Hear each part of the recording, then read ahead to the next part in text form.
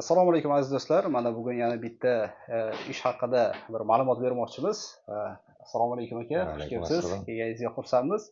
Bugun Rospotrebnadzor tarafidan zapret qo'yilgan zapretni vaqtincha to'xtatdik. Keyin voqealar ancha qiziqarli bo'lgan, shuning uchun bugun suhbat sifatida akamizdan bir iltimos qilamiz shu holatlarni aytib berishga. Agar bir aytib bersangiz, nima sababdan o'zi sizga zapret qo'yishdi va qanday bizni topdingiz? Qanday ochilish imkoniyati bo'ldi? Nimaga bizga ishondingiz? Shu savollarga bir Xudo xolasa javob bersangiz xursand bo'lardim. Yaxshi, xudo xohlasa. To'g'risi, mana 2019-yili pandemiyadan sal oldin bu yerga bir ish yuzasidan o'zi furada yuraman, dalnibo'yishman. Shu ish yuzasidan kelganimda bu yerga registratsiya qildirib, patent qildirib qo'yish kerak ekan. Rossiyskiy moshin olib turib, bu yerdan O'zbekiston qatnash uchun patent qildirish kerak ekan. Shunda men Saxirovadan o'taman deb bordim. Borsam o'tkazdirdi-yu. Menga aytyapti, senda deyapti, tuberkulozniligini qanday? От легких deyapti. Tuberkulozni demadi, от легких. Kasallik bor ekan deyapti. Menda unday narsa bo'lmagan dedim. Ular shu narsani chiqargandan keyin chiqib ketdim bu yerdan. Mayli dedim-da, dokumentni kutaman dedim-da, chiqsam ular отказ berib yubordi. Отказ bergandan keyin ras shunday bo'layotgan bo'lsa men ketdim deb chiqib ketdim-da, Rossiya territoriyasidan ham chiqib ketdim. O'zbekistonga ketdim. O'zbekistondan Turkiya, keyin yana Rossiyaning o'zi, bu yoqqa Yevropaga ham bir chiqib keldim. Viza orqali. Chiqib kelib turib, oxiri 2020-yil dekabrga kelganda menga Astraxan tamojnada aytyapti. Senga deyapti, o'sha deyapti, deport qo'yilganiga 6 oy bo'ldi deyapti. Demak, o'sha bazaga kiritilgan. Bazaga kiritilgan ekan. Aytdim, bo'lishi mumkin emas, desam, qaytib kelib yurma deyapti-da. Bo'ldi dedim. Shu bilan chiqib ketdim-da, Turkiyadan qaytayotgandim o'shanda. Chiqib ketib, borib O'zbekistonga kirdim, boshqa qildim. Qaytishimda ilojisi yo'q, u narsani ko'rdim. Oradan bir 6 oy, 7 oy o'tyapti, bolalar telefonda aytyapti menga. Короче deyapti, senga deyapti, deport qo'yilgan-ku deyapti. Xo'p, deport qo'yilgan. O'shanda FMSlar yechdi deyapti. O'sha O'zbekiston fuqarolariga kimlar deport bo'lgan bo'lsa deyapti, yechildi deyapti. Amnistiya berildi. Amnistiya berildi deyapti. Aytib, точнami desam, ular menga haligisini telefonda chiqarib beryapti. O'sha deport deganlar kirishi mumkin deb turib, amnistiya berilgan. Bir mashinani topdim-da, firmaning mashinasini topib chegaraga keldim. Chegaraga kelsam, "Sen qayerga borasan? Deport pajizmni senga haliga berilmaganmi?" deyapti. Pajizmni deport urilgan deyapti. Yana qaytdim orqaga. Ikkinchi martasi bu ikkinchi haliga bo'lyapti-da. Atakumda kelishim birinchisi bo'lyapti. Shu bilan qaytib ketdim-da O'zbekistonga. O'zbekistonga borganimdan keyin oradan yil o'tyapti. To'g'risi mashinnikka ham uchradim. Bilmayman, Bobur Yo'ldoshev dedimi, Bobur Birbilayev dedimi, o'shani kanaliga qo'shilib qoldim. Ochiladimi, telefonda bor-ku, primoy gaplashdim o'zi bilan. Короче aytdi, ochamiz dedi. 100% ochiladi dedi. Bo'ldi dedim. Ochasan, pulini to'laysan, pulini kiraman, pulini beraman dedi. Yo'q, o'sha hamma pulni berasan, keyin kirasan dedi. O'sha vaziyatda men tig'iz vaziyatda turgan paytim pul bor ekan. Srochno ochilsa men kirsam shu yoqqa deyman. Rossiyaga kirsam, Yevropa bo'ylab yursam deb qilib harakat qilyapman. Shuni orasida bular qildida menga ochamiz dedi. Pulni tasha dedi. Birinchi o'rinda dedi. Bo'ldi dedim. Pulni dakanza tashlab berdim kartasiga. Necha pul edi? 80 ming rubl dedi. 80 ming rublni shunday tashlab berdim. Shunday 80 ming tashlab berdim. Ular menga na qog'oz deyapti, chiqarib beryapti, na bir kelaver deyapti. Oradan bir hafta o'tyapti-da, yo'lga chiqib dedi, bemalol kelavering, samolyotga kelasizmi, yo'lda kelasizmi deyapti. Kelavering deyapti, ochildi deyapti.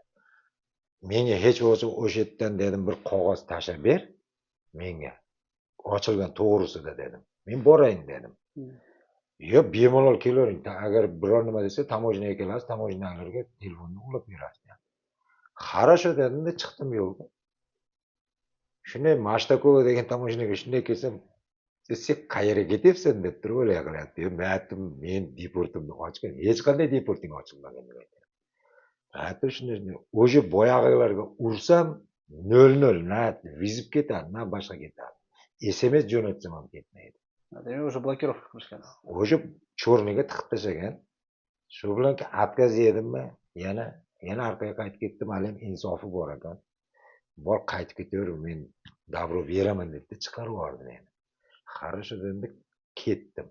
Mashinada o'sha yerga birovga perkitka qildikda, shofer. U bu yoqqa kirdi, men u yoqqa kirib qaytdim. Yillar o'tdi, men только Qirg'iziston, Almaty ana shunday yuribman. Bu yog'i Pokiston, через Afg'oniston ana shunday ishlab yuribman, borib kelib yuribman.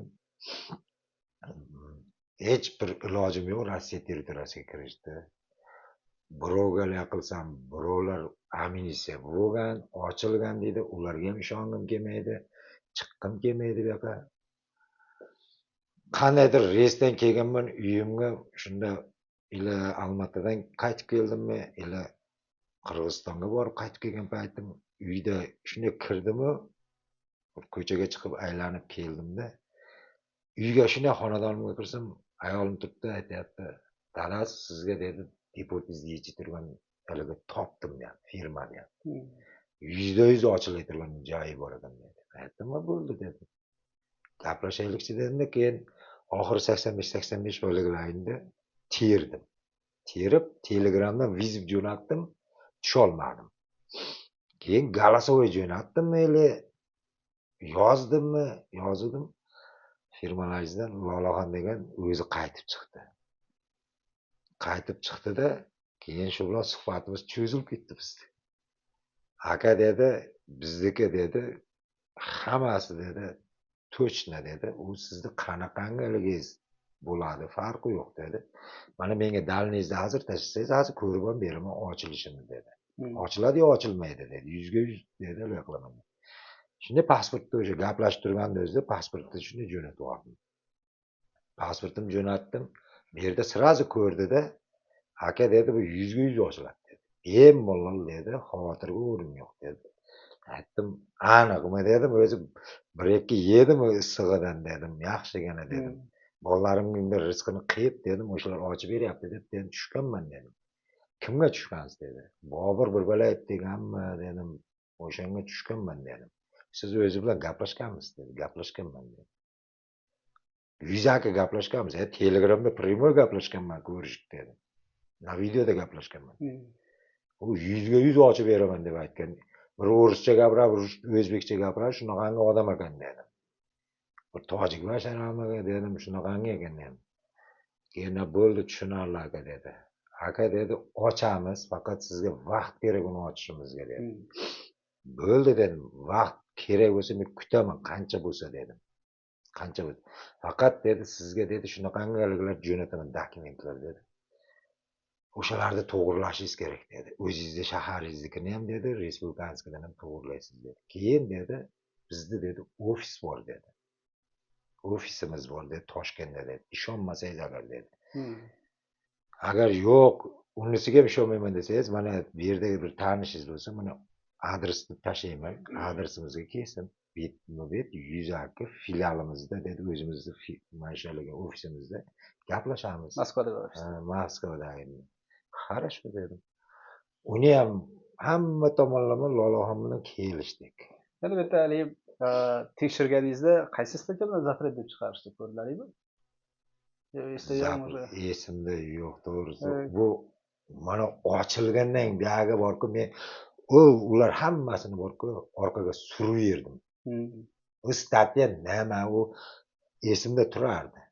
Masalan, nechamitda? Punkt 7, часть bo'ladi 27-modda.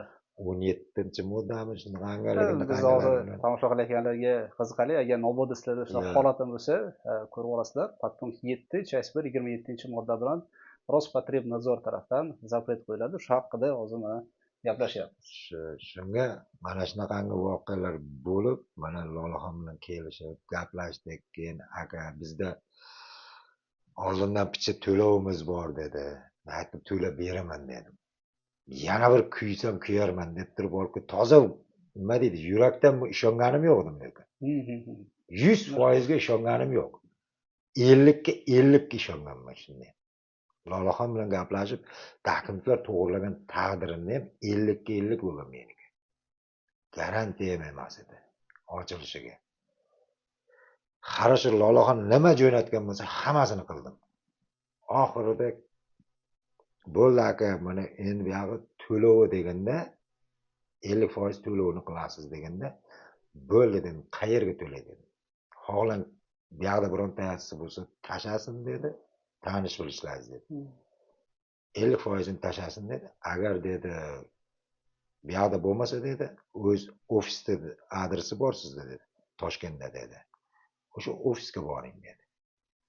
Bu yoqqa dokumentni ham borib topshirganman, pulni ham borib topshirdim-da. Shunda ham oradan 2 oy o'tib ketdi.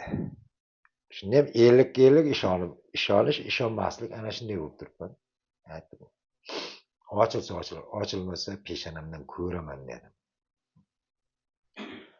Bu yoqdan Lolaxonga yozsam, men Lolaxon emasman deb Saidaxon chiqadi, Saidaman deb. Хорошо deyman, barlar bitta ofisda odamsizlar. Xo'p, nima bo'lyapti deyman. Aka ajdani faqat Rospetrodnadzornikini kutib turibmiz. Undan keyin NVD bilan FMSnikini kutamiz dedi. Mayli. Oradan ancha vaqt o'tdi, 1 oy o'tdimikan, 1,5 oy o'tdimikan, siraj kelyapti menga. Bu yoqdan kelyapti shekilli. Saidaxonmisiz desam, yo'q deyapti. Yo'q dedi, keyin aytdi, aka dedi, Rospetrodnadzor javobi keldi, qabul qo'ying dedi. 3 oyga dedi, ochildi dedi. Vaqtinchalik bu sizga srok dedi. Bir xursand bo'lib Rospetrodnadzorga keldi degandan keyin bir xursand bo'ldim. Oradan yana shu orasida gaplashyapman men. Bu yoq bilan yozishib bo'layotib turibman. Keyin aytayapti, endi dedi, NVD bilan FMSnikini kutamiz dedi. Prokuratura FSBnikini. FSBnikini, ha. Ularnikini kutaylik dedi. Qachonga dedi, bu ham 1 oyga boradi dedi. Rosa 1 oyda dedi, aniq bo'ladi. Oho dedim-da, yozib jo'natib yubordim. Aka endi sabr qilasiz, shuncha sabr qildingiz-ku dedi. Xo'p dedim. Avvalosida ham bir 15 kunlarda bir ilgisi bo'lar, yili dedim, bir dangal bir 5-6 so'm bersa ochilmaydimi dedim-da. Yo'q aka, bu dedi, hammasi dedi, qonuniy bizda dedi. Bo'ldi dedim. Kutaman yana dedim-da. Kutib o'tirdim bir paytda 20 kundami, 25 kunda 25 kunga bormadi-yu. Tamam, 22 kun deganda javob keldi. Aka bemalol %100 bosing dedi, chiqib kelavering dedi. Marfatxonda o'zi aytib qoldi. Yoz jo'natib yubordi. NVDni ilgisi mana qog'ozi dedi. Anoniki mana u dedi. Rospetrodnadzorga hammasi sizga tashladim aka dedi. Mabodo chegarada bir ilgi bo'la turgansa shular ko'rsating dedi. Boyag'ini ko'rganingiz ekan 100% ga chiqarmanligingiz ishonchingiz 100% ga keyin ishondim-da. Keyin firmaga aytdim, maoshini beraman deyotganing, berasanmi dedim. Mana yuk tayyor, haydang dedi. Yukni ortib qo'yilgan. Shuni maoshini zavod qildim-da, haydamda yoqqarib chiqdim. Chiqib, bu yoqqa Rossiyaga kirdim. Lekin chegarada nima bo'ldi? Chegarada kirib kelishda borku to'g'risi borku Qozoqdan qo'rqmay o'tib keldim. Rossiyaga kirdim, Sagarchen tamojnasiga kirdim-da, pasportga kelganda qo'l 2-4 bir o'ynadi. Cheshagiga beray turganimda, shunday berdim-da. Berdim, to'g'risi oyoqda jon qolmadi. U o'sha kovlashni boshlayapti, kompyuterga qo'li boryapti. Mendan oldingilar beryapti. Uzoq 2 minutda pasport qaytarib berib, pechat qo'yib chiqarib olyapti. Meniki o'sha 2 minutdan 3 minut, 4 minutga cho'zilib boryapti. Shunda menga ularga qarayapti-da, водительский удостоверение можно deyapti. Moshinadan shunday berdim akoshkasidan. Shunday berganimdan oldida haligisiga tiqdida. Bir payti ne qaratdi, yana menga qarab, pasportga qaratdi. Shunday shtampni qo'ydi. Boya bo'shashgan oyoq yana jonlanishga kirdida. To'g'risi o'zim borku qo'rqib ketdim-da. Yana dedim, men dedim, deport отказ yedimmi deb. Yana mashinalarga tushdimmi deb. Ikkilandim o'shanda. Lekin O'zbekistondan chiqishda yurak dov, boyag'i qog'ozlar tushgan, envidini ma'rifatxona hammasini tashlab bergan menga. %100 ochildi, mana kirib kelavering degani. Hamma qog'oz bor. Ana shu yerda bir tamoshinda oyoq bir iligi bo'ldi-da. Kirib keldim, uchrashdim, mana ofisga keldim. Bu ikkinchi kelishim ofisga, bir oy ichiga. Mana o'zlar bu safar kelganimda sizni tanidim. Oldingi safar ma'rifatxonalar hangama qilib qaytib ketganman. Mana kecha ikkinchi reysimda kirib kelyapman. Bu yoqqa o'ylanganim ham yo'q, chegarada. Muammo bo'lmadimi ikkinchi safar? Hech qanday bir o'y xayol, masalan, az boraman akoshkada meni yana biralay qiladi degan o'y xayol ham bo'lgan yo'q. Shunday bordim, akoshkaga ligini berdim. Pasportni berdim, mashina dokumentlarini berdim. O'ylanganim yo'q, bunday qarab turdim-da. Biroz bunday qaradi, haligi kamerasiga tushirdi-da, ko'rib pechatni bosdi. Emigratsiyonni o'zlari yozar ekan, men через Azinka kirdim, boshqa tamoyildan. O'zlari emigratsiyonni o'zlari yozar ekan bunda. Shu bilan qo'limga dokumentni berdi. O'tkazdirib yubordi. Bemalol mana kirib kelganimga mana 17 kun bo'ldi. Yaxshi. Ishonch sifatida endi birinchi martasi ishonmaganligingiz, birinchi martasi mashinaga tushganingiz sababi bo'yicha ishonmadingizmi? Tushdim. Yoki qanaqadir muammolar bo'lganmi? Mashinalarga tushgandami? Yo'q, mashinalarga tushdingiz, keyin bizga murojaat qildingiz. Endi bizga murojaat qilganingizda ham ishonmagansiz. Sizlarga murojaat qilganimda Lolaxonni o'zi bilan to'g'risi pashti bir oy bo'lmasa ham 2 oy telefon qilib yuboring desam, telefon qilib yuboradilar. Jo'n yozsam, просто yozing menga deb turaverib, nima bo'lyapti ishlarim degan to'g'risida so'rasam, savol javob qilsam, yozishadi. Yo bo'lmasa telefon qiling menga, men nima bo'layotganini bilayin deb turaversam, bemalol. Hech qanday problema bo'lmadi menda to'g'risida. Sizlarda iliklaringga uchrab, men problema bir iligini ko'rganim yo'qda. Faqat yaxshilik taraflama ko'rdim, yomonlik taraflama joylarini ko'rmadim, ko'rmayligim. Shu bilan Xudo xolasa mana ochildi, keldim, mana Xudo xolasa bu yog'ini harakatlarni qilaman. Inshaalloh bu yaxtalik to'g'rilib ketsam bo'ldi. Inshaalloh bo'ladi. Yana bir qiziqarli narsa, pul masalasi. Bizga qancha pul berdingiz, qancha rasxod qildingiz? Sizlargami? To'g'risi O'zbekistonda o'zini bu yoqqa 50% degani 40 ming rubl o'tkazdirib berganman. Dollarda qilib, so'mda qilib, bunday qilib o'tkazdirganlarim hammasi bu yoqqa 40 ming rublda bo'lib tushib kelgan. Demak, kirib kelishingiz 40 ming rubl bo'ldi. Kirib kelishim 40 ming rubl. O'zbekistondagi endi mayli u qog'ozlarga qilganman. Ketgan bo'lsa 100 ming, 150 ming, o'zi so'mda ketgandir. 200 ming so'mda ketgandir. Hatta buyog'iga shu 40 ming rubl berganman, undan oshiqcha rasxod qilganim yo'q xudo shukr. Endi buyog'iga endi xudo xolasa qolganini inshaalloh iloqa beraman. Inshaalloh. Hozir bizda endi holatimiz, biz vaqtincha to'xtatganmiz. Rospotrebnadzorlarda ish shunaqaki, birinchi qismida o'sha dokumentlarni tayyorlab chet el davlatda tayyorlab olib keltirib Rospotrebnadzorga yuboramiz.